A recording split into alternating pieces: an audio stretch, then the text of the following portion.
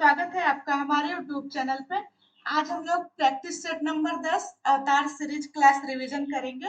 या नवीन सर के द्वारा जो क्लास चलाई जा रही है उसी का रिवीजन है। तो इसमें सबसे पहला क्वेश्चन है, अलरमवेल वल्ली किस शास्त्रीय नृत्य के प्रतिपादक है? तो ये वो भरतनाट्यम से संबंधित है, इसके प्रतिपादक हैं। और की पडावल्लू शैली के जनक। अच्छा, भरतनाट्यम से संबंधित एस के सरोज, पद्म सुब्रमण्यम, बैजंती माला और लीला सैमसन भी है। कथकली से संबंधित नारायण मेनन और शांता राव है। उड़ीसी से संबंधित किरण सहगल है। और कथक से संबंधित भारती गुप्ता, दमायनी जोशी है। ये चा नहीं है, दमायनी जोशी है। अच्छा, अलरमवेल वल्लू को पद्म भूषण मिला था 2004 में। और इनका स्कूल था द दीपशिखा डांस फाउंडेशन, नाम था चेन्नई में। और सेवेलियर ऑफ आर्ट फ्रांस देश से मिला था इनको। नेक्स्ट है, किस खेल का मैदान प्राय अंडाकार होता है, जिसके बीच में एक आयताकार क्षेत्र होता है जो 22 फीट लंबा और 10 फीट चौड़ा होता है? तो वो क्रिकेट है। क्रिकेट का होता है ऐसा। अच्छा, क्रिकेट की गेंद का वजन 156 से 163 ग्राम। बाल की जो परिधि है वो 8.81 इंच होती है। बैट की लंबाई 38 इंच होती है। स्टंप की ये ऊंचाई है, स्टंप की ऊंचाई 28 इंच होती है। और स्टंप की जो चौड़ाई है 1 से लेकर 25 इंच तक होती है। नेक्स्ट है, फीफा के नियमों के अनुसार आधिकारिक स्वीकृति मैचों में उपयोग की जाने वाली फुटबॉल गेंद की परिधि का माप निम्न में से के बीच होना चाहिए। किसके किसके बीच ये होना चाहिए? तो ये 27 और 28 इंच के बीच में होना चाहिए। अच्छा, इसका वजन कितना होता है फुटबॉल गेंद का? तो 396 ग्राम से 460 ग्राम तक। फीफा की स्थापना 1904 में हुई थी। और इसका हेडक्वार्टर मुख्यालय ज्यूरिख स्विट्जरलैंड में है। और इसके जो चीफ है, हेड है, ये गियानो इन्फेंटिनो इसके हेड है, चीफ है। नेक्स्ट है, अरुणाचल प्रदेश के पहले हरित क्षेत्र हवाई अड्डे का क्या नाम है? तो डोनी पोलो हवाई अड्डा अरुणाचल प्रदेश में है। और अरुणाचल प्रदेश में ईटानगर में है। ईटानगर में ये स्थित है। और कल्याणी हवाई अड्डा ये कोलकाता में है। सिंधुदुर्ग हवाई अड्डा महाराष्ट्र में है। राजकोट हवाई अड्डा गुजरात में स्थित है। अच्छा, डीजी यात्रा सुविधा वाला पहला पूर्वोत्तर का पहला एयरपोर्ट कौन सा है? पूर्वोत्तर का पहला एयरपोर्ट कौन सा है?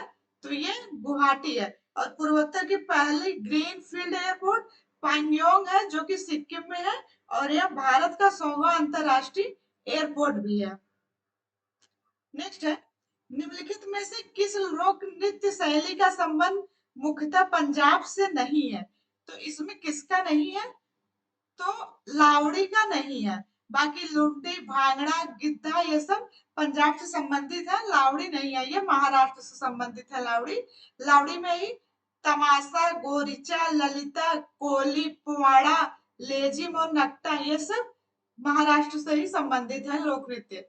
अच्छा, पंजाब में गिद्धा तो है ही, गिद्धा, भांगड़ा, लुंडी। और जूली, जागो, तीजन, झूमर ये सब पंजाब से संबंधित है। नेक्स्ट है, छठ पूजा निम्नलिखित में से किस देवता को समर्पित है? तो यह सूर्य देव को समर्पित है।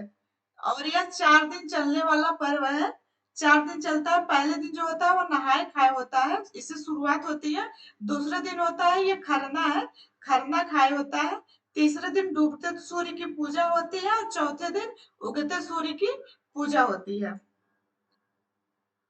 नेक्स्ट है, रॉलेट एक्ट के विरोध में किसने लगान न देने का आंदोलन चलाने का सुझाव दिया था?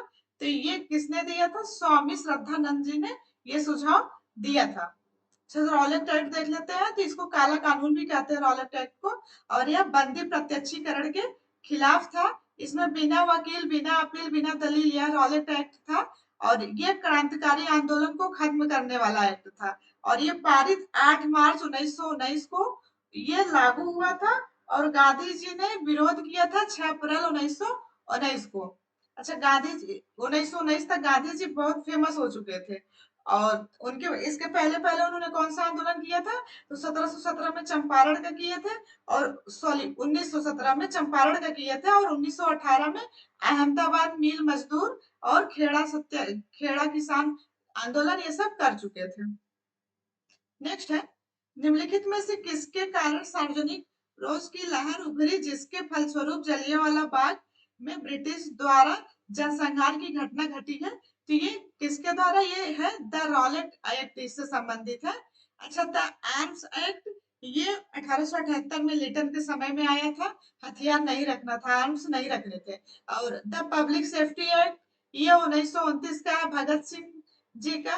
और द वर्नाकुलर प्रेस एक्ट ये 1878 का लिटन का ही है। नेक्स्ट है 1873 में उन्होंने सत्यशोधक समाज की स्थापना की थी। तो यह उन्होंने ये किसके बारे में कहा जा रहा है कि किसने सत्यशोधक समाज की स्थापना की थी? तो ये सत्यशोधक समाज की स्थापना ज्योतिबा फूले ने की थी। इनकी पुस्तक का क्या नाम है? गुलामगिरी है और यह मराठी भाषा में लिखी गई है। अच्छा, सावित्रीबाई फूले ये भारत की प्रथम महिला अध्यापक सावित्रीबाई फूले है।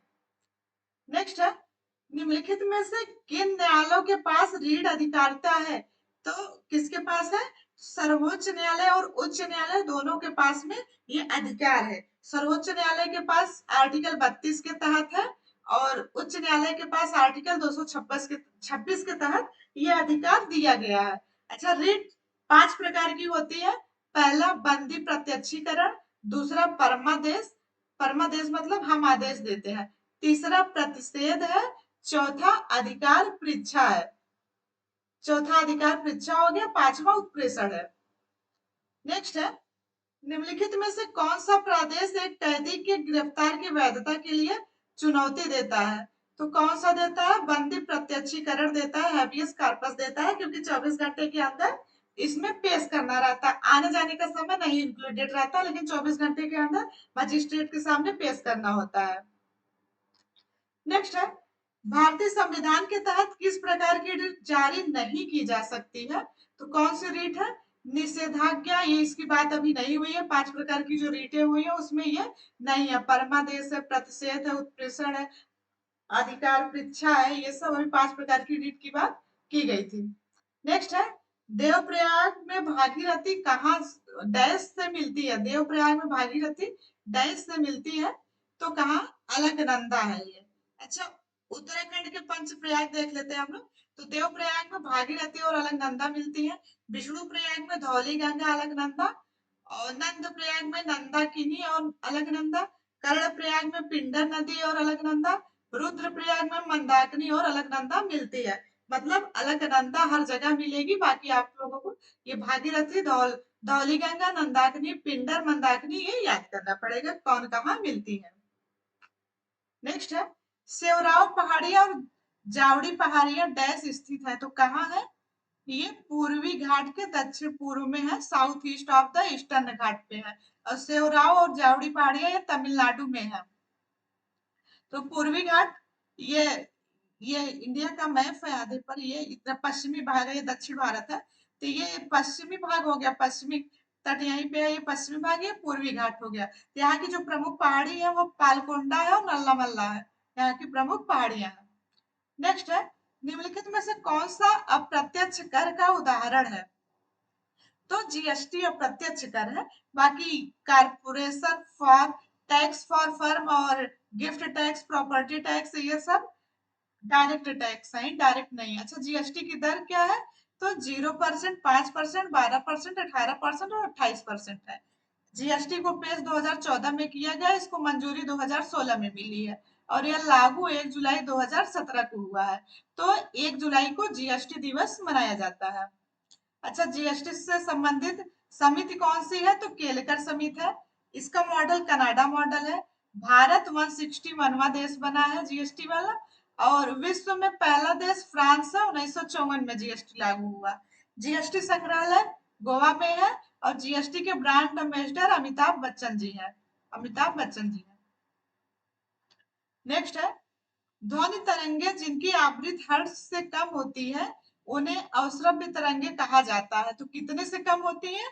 तो 20, जिनकी 20 हर्ट्ज से कम होती है उनको इंफ्रासाउंड वेव कहा जाता है, जैसे भूकंप और ज्वालामुखी आते हैं तब।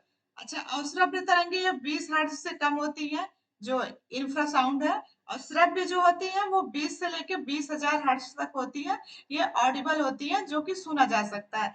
परश्रव्य जो होती है वो 20,000 प्लस 20,000 हर्ट्ज से ज्यादा होती है, तो वो पराश्रव्य होती है। तो मनुष्य जो है, हम लोग वो 20 हर्ट्ज से लेके 20,000 हर्ट्ज के बीच के ही श्रव्य को सुन सकते हैं, ऑडिबल है ये, इसको सुना जा सकता है। नेक्स्ट है, निम्नलिखित में से किसे परल अयस्क मुक्ता भस्म कहा जाता है? तो ये K2CO3 को कहा जाता है। इसका ऑप्शन 3 सही है, ये K2CO3 ऐसे रहेगा। पोटेशियम कार्बोनेट, और ये CO2 पैदा करने में प्रयोग किया जाता है। अच्छा, ये धावन सोडा, ये Na2CO3 कंटेनिंग 10H2O, ये सोडियम कार्बोनेट है। और NaHCO, ये सोडियम बाइकार्बोनेट है, ये खाने का सोडा है, सोडियम बाइकार्बोनेट। और CaCO3 ये चाक है। नेक्स्ट है, पुरुष एशियाई हॉकी चैंपियनशिप ट्रॉफी 2023 हॉकी का खिताब किसने जीता है? तो यह भारत ने जीता है, और यह भारत चौथी बार जीता है। इसका आयोजन कहाँ हुआ था? तो चेन्नई में इसका आयोजन हुआ था। और पुरुष एशियाई हॉकी चैंपियनशिप यह पहली बार 2011 में हुआ था। कब? 2011 में। और कहाँ पे आयोजन हुआ? तो चीन में आयोजन हुआ था। इसमें भारत जीता था और विजेता पाकिस्तान रहा था 2011 में, जब यह पहली बार हुआ था। अच्छा, हॉकी जूनियर एशिया कप 2023, ये इंपॉर्टेंट है, इससे पूछा जा सकता है। तो पुरुष में भारत जीता था, भारत इसमें विनर रहा था, और पाकिस्तान रनर अप रहा था।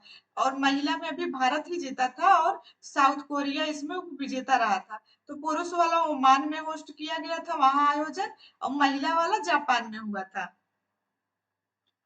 नेक्स्ट है, इंडिया स्टार्टअप फेस्टिवल 2023 का आयोजन कहाँ किया गया है?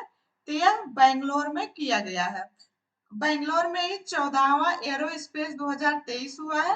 और भारत का स्वच्छ वायु शिखर सम्मेलन 2022 भी बेंगलोर में ही हुआ है। नेक्स्ट एंड लास्ट क्वेश्चन है कि किस राज्य सरकार द्वारा शुभ यात्रा नामक योजना प्रारंभ की गई है? तो यह केरल के द्वारा प्रारंभ की गई है। और केरल में ही एक पंचायत एक खेल मैदान शुरू किया गया है। और करुण आरोग्य सुरक्षा पद्धति योजना भी केरल की है। अच्छा, उत्तर प्रदेश की नंद बाबा दुग्ध मिशन है। और तमिलनाडु की श्वास योजना है। बिहार की हर घर गंगा जल योजना बिहार की है। तो ये थी प्रैक्टिस सेट नंबर 10 का रिवीजन। आपको ये क्लास कैसी लगी कमेंट करके जरूर बताइएगा। इस सीरीज को कंटिन्यू पूरा कंप्लीट कर दिया जाएगा। और इस क्लास की पीडीएफ आपको टेलीग्राम पे मिल जाएगी। टेलीग्राम का लिंक इस वीडियो के डिस्क्रिप्शन में दे दिया जाएगा, तो आप वहां से टेलीग्राम ज्वाइन करके पीडीएफ प्राप्त कर सकते हैं। मिलते हैं नेक्स्ट वीडियो में। Thank you.